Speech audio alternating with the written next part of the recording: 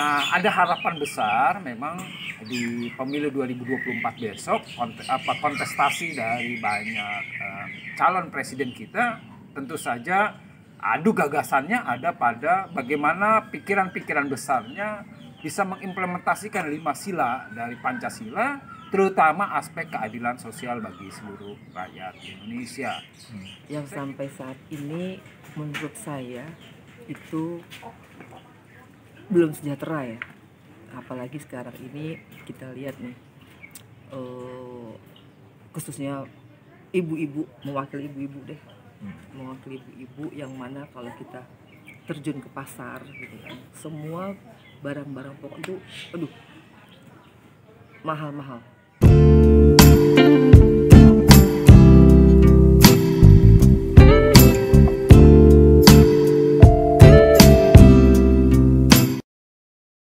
Assalamualaikum warahmatullahi wabarakatuh. Salam berjumpa kembali dengan saya Imam Trikar Sohadi di IT Channel.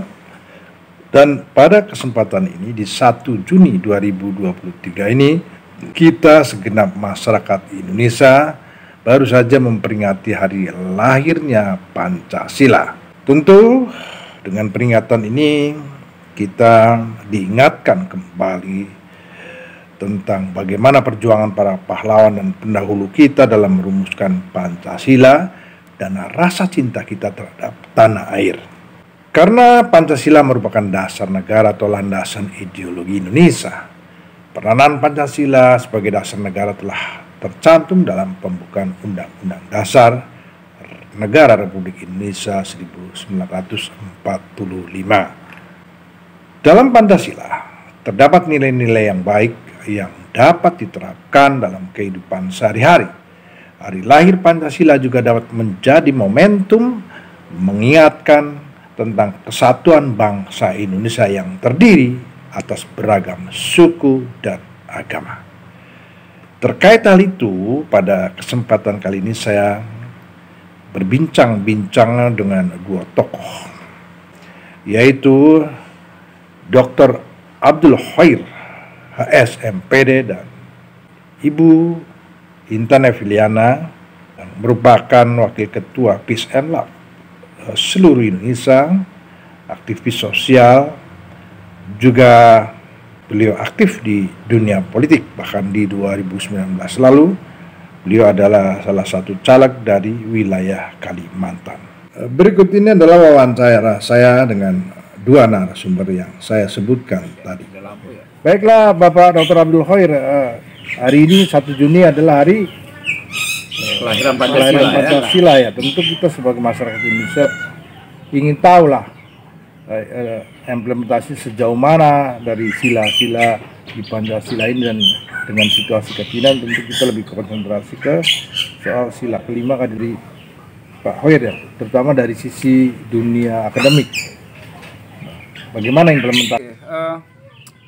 Pancasila ini sebenarnya ideologi berbangsa yang dimiliki oleh bangsa Indonesia, dan ini sudah teruji di dunia. Bahkan sekarang ini banyak dunia belajar dari Indonesia berkaitan dengan satu ideologi yang dipahami oleh komunitas, bagaimana dia mampu menyatukan. Semalam ada diskusi internasional, bahkan itu juga menyoroti tentang kehebatan Pancasila. Nah, Indonesia mampu menjadikan Pancasila sebagai ideologi bernegara dan sudah teruji mampu menyatukan beragam etnis di Indonesia. Dan karena itu Indonesia dipuji di mata dunia berkaitan dengan pilihan ideologi Pancasila. Nah, Pancasila memang akan terus diuji kehebatannya pada kita sebagai bangsa. Ada 5 sila di situ yang saya kira mengikat kepada seluruh bangsa, dan karena itu tinggal bagaimana mengimplementasikannya. Nah, yang memang agak berat dan terus tentu saja menjadi komitmen kita, bagaimana sila kelima ini, keadilan sosial bagi seluruh rakyat Indonesia ini bisa terwujud. Indonesia yang begitu luas dengan jumlah pulau yang begitu banyak, dan juga tentu saja kekayaan alam yang luar biasa. Persoalannya bagaimana membagi kue kekayaan bangsa kita ini secara merata dan kemudian menjanjikan kemakmuran tak terkecuali di seluruh wilayah kesatuan Republik Indonesia. Nah, implementasi sila kelima, keadilan sosial itulah sebenarnya yang siapapun mereka yang akan mendapat amanah untuk memimpin bangsa ini, dia punya kewajiban untuk memberikan keadilan sosial, baik dari pembagian sumber daya alam yang dimiliki oleh bangsa kita, perlakuan hukum yang mengikat kepada seluruh bangsa kita, kemudian keadilan ekonomi yang juga harus sampai kepada seluruh rakyat kita di seluruh wilayah NKRI kita, tak terkecuali sesuai dengan levelnya masing-masing. Petani ya petani, pedagang ya pedagang, mereka punya porsi keadilan yang harusnya dihadirkan oleh negara.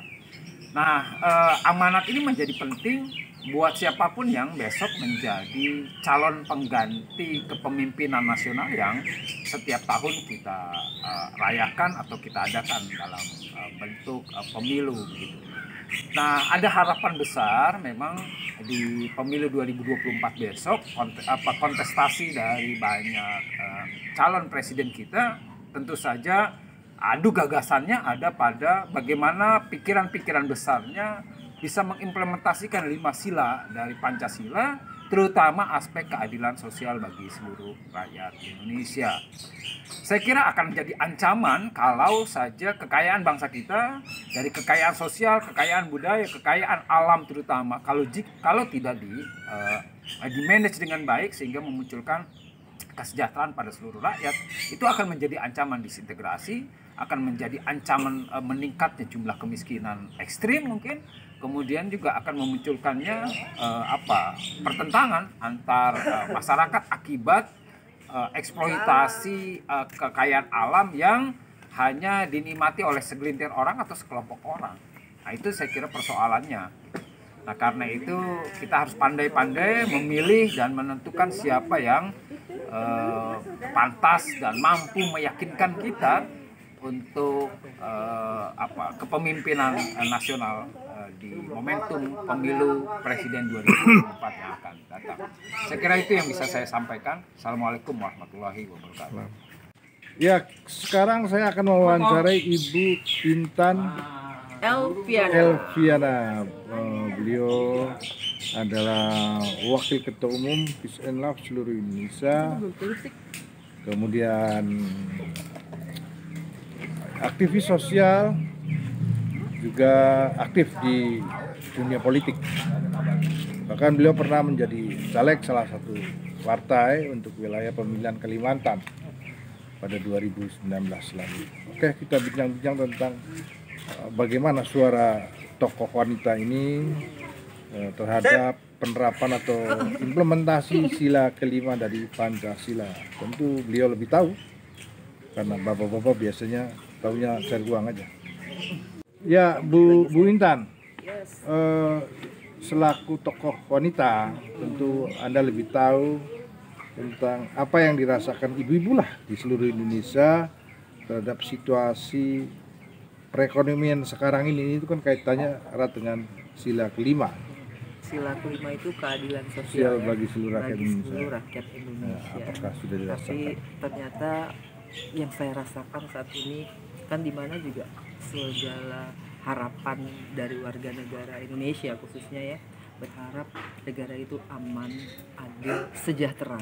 Nah, yang saya bahas di sini kesejahteraan. Yang sampai saat ini menurut saya itu belum sejahtera ya. Apalagi sekarang ini kita lihat nih,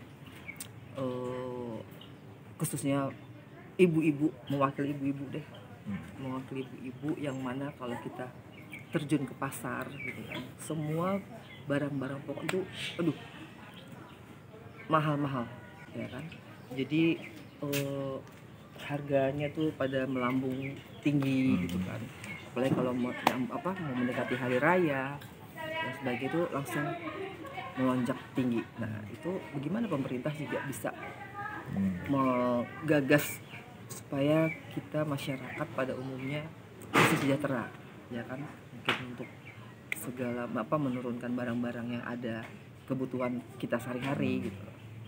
Ya itulah menurut saya seperti itu mengenai keadilan sosial bagi seluruh rakyat Indonesia, dengan harapan pastinya semua ingin pastinya aman gitu kan ya, aman, sejahtera dan sentosa. Ya, mungkin itu aja. Baik, terima kasih.